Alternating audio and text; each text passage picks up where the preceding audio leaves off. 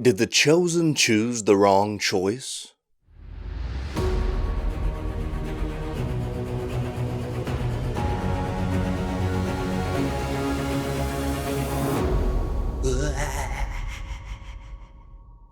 Go and subscribe and click that bell for all the Bible things right now.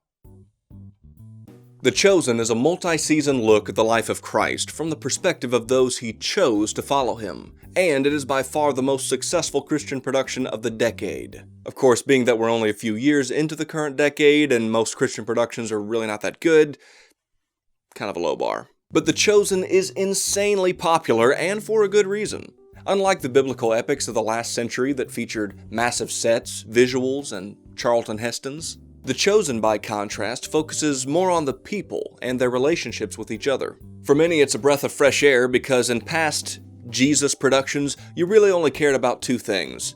Who did they get to play Jesus, and how cool do the miracles look? For most of these films and miniseries, you could really care less who's playing the disciples. They're treated as little more than background characters, so I personally appreciate them being brought to the forefront in The Chosen. It actually makes you more invested in the big Bible moments when you've gotten to know the characters involved. But enough kissing up. It's time to take the show to task for its scriptural crimes. But before we do that, why should my opinion matter?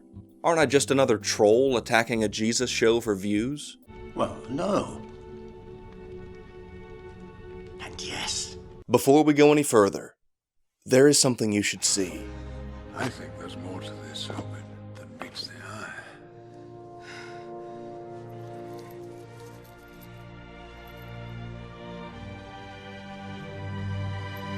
That's right. I am a Chosen fan, but so much more. I am one of the investors, the OG 11,000. Technically, I'm somewhere between 5,000 and 6,000, but that's not important. Thus, I am qualified to speak on this issue. Well, maybe not that last one, but here we go. Why would an investor in The Chosen be talking bad about the show? Well, we really aren't going to be talking bad about the show. After all, I'm still a fan, but I do have one small grievance that I will address in this video. I'll lay out why I think The Chosen got it wrong, but also why I think it's okay. The infraction in question is how the show handled the Pool of Bethesda. We'll have to tread carefully because many of the details I talk about can take us down very long rabbit trails, so if it seems like I'm oversimplifying, I'm trying to save time. If you want further clarification, just post a comment down below. Now, shall we begin? The Pool of Bethesda appears in Season 2 and Episode 4 of The Chosen. In the episode entitled The Perfect Opportunity, the show implies that the pool is a place for pagan worship rather than a place where an angel troubled the water. Heresy! Now, the first time I saw this episode, I disagreed with this premise, but I didn't think it was a big enough issue to get all bent out of shape over. There will never be a Bible production I can agree with 100% of the time. There's even videos on this channel I don't agree with 100% anymore. And I made them. But unfortunately, the makers of The Chosen couldn't leave well enough alone. Well, in all fairness, they had to respond to the controversy because some people do not have the self-control that I possess. It all started when director Dallas Jenkins put out a video saying that the verses mentioning the Angel of Bethesda weren't originally in the Bible. Specifically, John 5, 3b and 4, which read, "In these lay a great multitude of impotent folk, of blind, halt, withered, waiting for the moving of the water. For an angel went down at a certain season into the pool and troubled the water. Whosoever then first, after the troubling of the water, stepped in, was made whole of whatsoever disease he had." So the makers of The Chosen are saying that these verses were added to the Bible, thus they cited paganism as the reason people were gathering at the pool. Thus, people got kind of mad at them, thus they made videos explaining it, thus the reason for the video you are currently watching. We'll address this, but first, let's start with a smaller problem. About halfway through the episode, as Jesus, John, Simon, and Matthew are approaching Jerusalem, John says, "The history of the pool is pagan." Then they all start talking about how the pool is a shrine to Asclepius, the Greek god of healing and medicine, but before that, a place of worship for the Phoenician god Ishman. Ishmun. Thank you. But is there any truth to this? Is the history of Bethesda Pool pagan? Was it really a place for cult worship during the life of Jesus? I don't know. Many scholars believe that Bethesda is also the upper pool mentioned in the Old Testament. The theory is that around 800 BC, a dam was run across the Bethesda Valley, funneling rainwater into the pool as a reservoir. Something you might remember if you watched my last video on the subject. You didn't watch it, did you? The first references to the upper pool we have in the scripture are in Isaiah and 2 Kings. In about 734 BC, Isaiah meets at the pool with Ahaz, king of Judah. And most notably, it's where Hezekiah met the Assyrian army at, quote, the conduit of the upper pool in the highway of the fuller's field. Now that's interesting. By the conduit, a channel for flowing water, like from a dam. And fuller, like for washing clothes. Well, what better place to do laundry than where the water's flowing? The Mosaic law required that the Jews be very, very clean, from their bodies, to what they wore, to what they ate. Everything had to be compliant with the law given by God to Moses. So it's likely that the upper pool played a major role in the everyday hygiene of the Jerusalemites. But can we connect this cleaning aspect of the upper pool with Bethesda hundreds of years later? Possibly. When the Apostle John writes about the pool, he uses the Greek word kalumbethra. This is defined as a place for washing or possibly swimming, and it is the same word he uses to describe the pool of Siloam, which was most certainly used for ritual cleansing. Also, excavations at Bethesda have revealed that the pool has a series of steps that runs in a sequence of 3 or 4 short steps, then a much larger platform-like step, before continuing on. This breaks up the natural flow of walking, causing you to slow down and take your time. We see the same kind of steps at the Pool of Siloam, and even at the famous southern steps that approach the temple. These alternating short and wide steps are associated with preparing your heart and mind to worship God. This is what all the fuss is about. An oversized mikveh.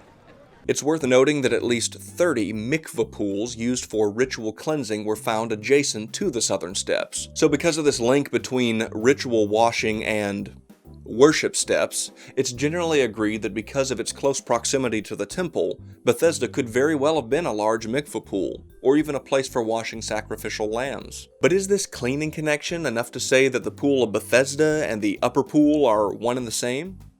Nah, not really. But both pools reside in the same general area of Jerusalem, so I'll take that as a maybe. It does, however, go against the narrative that the pool was used for pagan worship during the life of Jesus. Even Rabbi Jason Sobel, one of the Chosen's biblical experts, says as much during their roundtable talk. The stairs down into the waters were kind of shorter steps, and then every 3 or 4 steps there was a larger ledge, which is very similar to the same structure as the Pool of Siloam, which we know was a mikveh or bath for ritual immersion.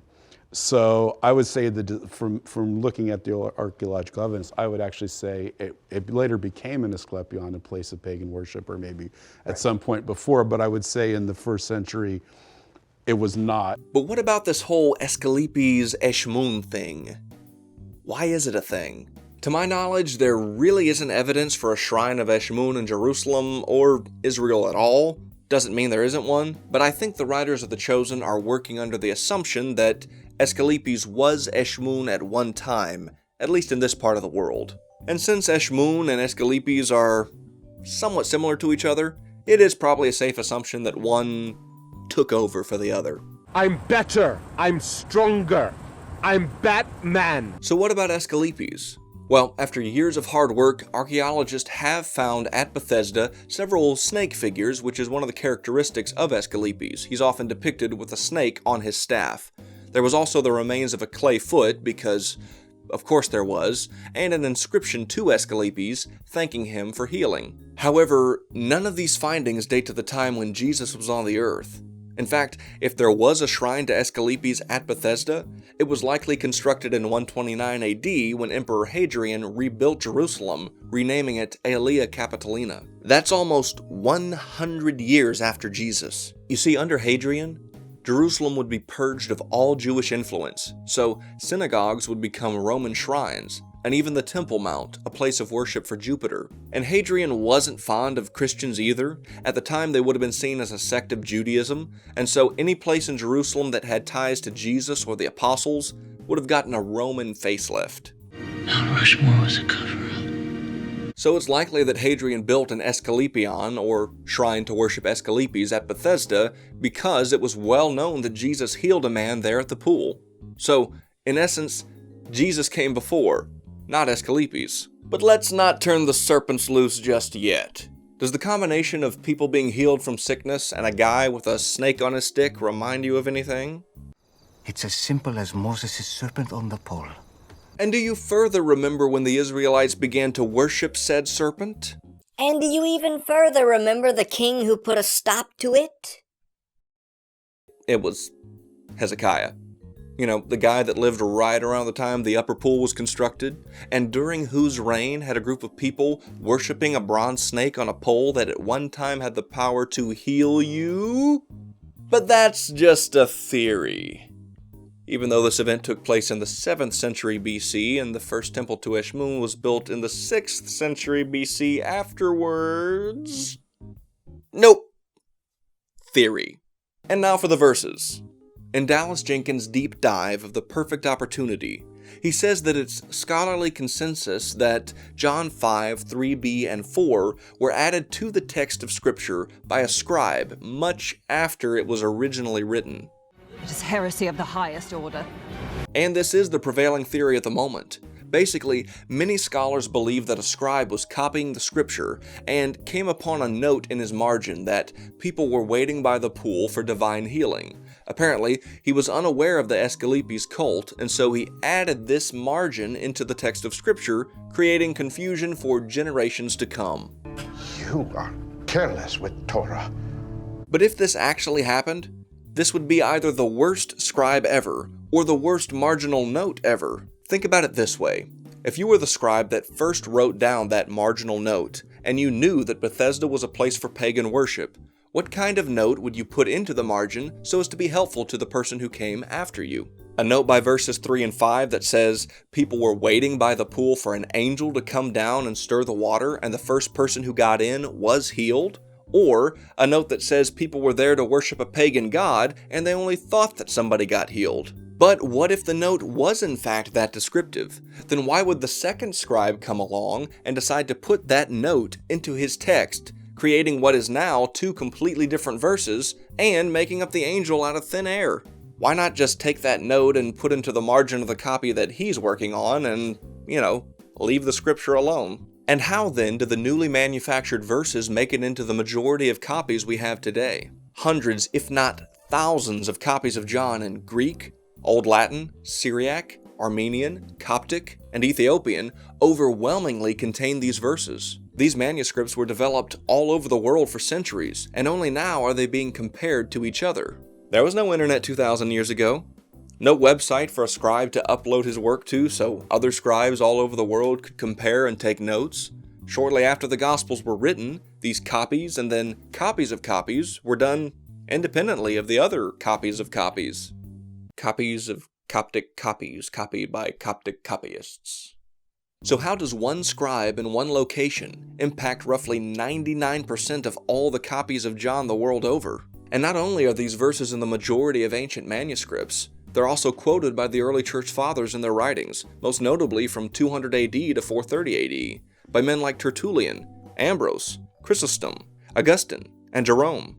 The earliest of these writers mentions the angel of Bethesda only 170 years after the Gospel of John was first written. Tertullian even seems to infer that the original Gospels, known as the autographs, existed during his lifetime. Take a view of the apostolic churches, in which the chairs of the apostles are still occupied by their successors, and where their own authentic epistles are still read.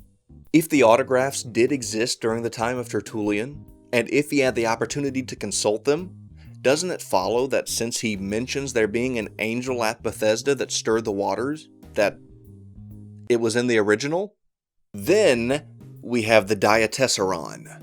That's a made-up word. What was made up? The Diatessaron was developed by a guy named Tatian in 150 AD, about 80 years after John was written. It's what's called a harmonization of the Gospels. Basically, Tatian took Matthew, Mark, Luke, and John and mixed them together into one book. In fact, diatessaron literally translates to out of four. So when the Gospel writers mention different details about the birth of Christ or the resurrection, instead of reading in Luke and then skipping over to Mark for the rest, you could just pick up the diatessaron and get all the details in one place. Now, this is an ill-advised practice at best if you want to know what the Bible actually says. God gave us the scriptures a certain way for a certain reason. Tatian, on the other hand, took all of those details and put it into his own Frankenstein gospel. It's alive! It's alive! It's alive! But even though you shouldn't approach the diatessaron the same way you approach scripture, it can be helpful to, find out if certain verses are in old copies of John. And wouldn't you know it? Tatian includes the missing verses that mention the angel troubling the water when he relays his account of Bethesda. Also, Tatian had a mentor called Justin the Philosopher, but more famously known as Justin Martyr because, While Justin doesn't mention Bethesda in any of his writings known to us today, he does have one rather interesting comment. In his work known as Dialogue with Trypho the Jew, written around 155 AD, Justin says, "When the devil brings forth Asclepius as the raiser of the dead and healer of all diseases, may I not say that in this matter likewise he has imitated the prophecies about Christ?" Well, that's something. Justin is saying that Asclepius is a cheap and even demonic imitation of Christ and his miracles. Now, this would be a timely reference if 25 years earlier, Emperor Hadrian had built an Asclepion at the Pool of Bethesda to slow the spread of Christianity. Now, in all fairness, there are two manuscripts that date from 170 AD to 330 AD or beyond, depending on who you ask. These two manuscripts do not have the verses in question.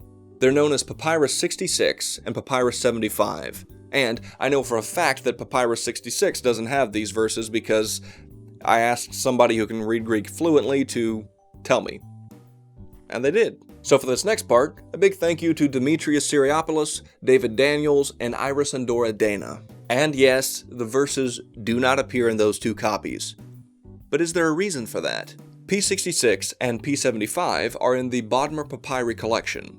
Also in this collection are copies of the Gospel of the Nativity of Mary, the Ode of Solomon, and the Apocalypse of James. Also in the Bodmer collection are the Acts of Paul, which traditionally includes the story of Paul and Thecla, the virgin who baptized herself in a pool of man-eating seals, the third epistle to the Corinthians, and the account of Paul's beheading where instead of blood, milk spurts out of his neck stump.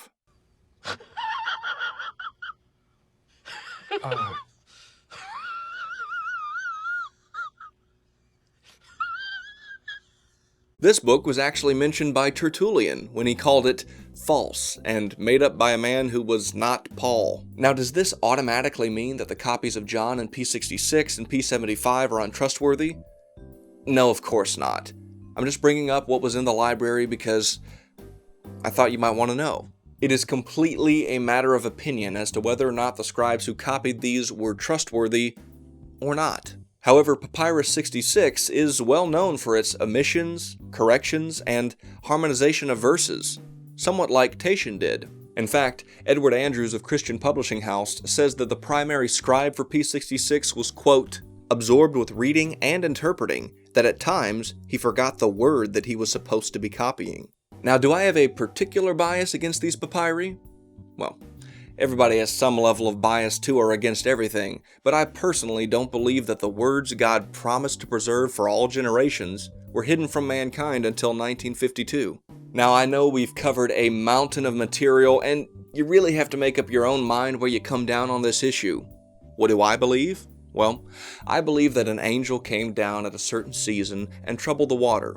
Whosoever then first, after the troubling of the water, stepped in, was made whole of whatsoever disease he had. If it sounds unfair that only one person got healed each time, I'd like to point out that when Jesus came to Bethesda, only one person got healed that time too. So should we all start boycotting The Chosen? No. It's still a really great show that by and large follows the Bible very closely, and you can learn a lot from it. Ultimately, the fact that the creators of The Chosen say that the show isn't the Bible and should not be treated as such is enough for me. They even go so far as to say that watching the show isn't their end goal. They want people to read the Bible for themselves. I can't fault anyone for saying that. That is the goal of the channel you are currently watching right now. Do I wish that they would have avoided this topic entirely? Yeah, a little bit, but it's too late now. But I do appreciate that they left themselves a little bit of a back door. What am I talking about? Well, at the end of the episode, when the disciples ask Jesus, why didn't he wait and not heal the man on the Sabbath so as not to upset the Pharisees? Jesus says, Sometimes you gotta stir up the water.